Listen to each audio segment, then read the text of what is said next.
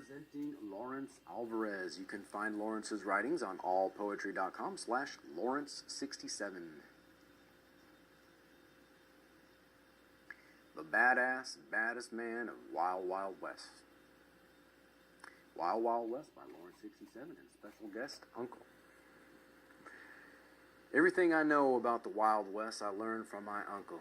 He was larger than life, barrel-chested, take-no-shit cussing, tobacco-chewing, and behemoth of a man. I remember when I was about 7 or 8 years old, my father would, once a year, pack up his old Ford stick-shift gear grinder with the beat-up camper in the back.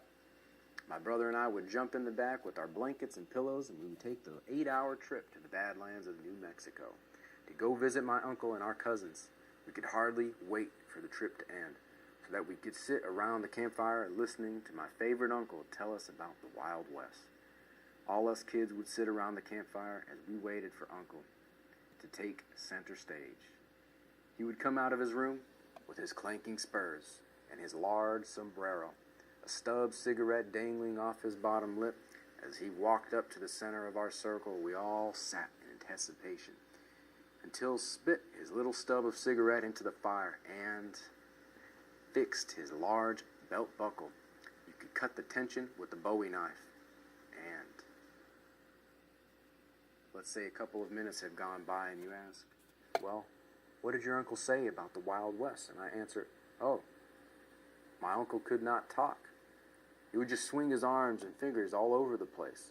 You see, he never learned to talk. When he was a little uncle, he was injured in an all-you-can-eat contest and bit his tongue off eating a bunch of lemon pies. He mistook his tongue for the lemon slice and bit it completely off. We just like to watch his hands and finger gestures. They're cool. My uncle was cool. Wild Wild West. Awesome. Thank you very much.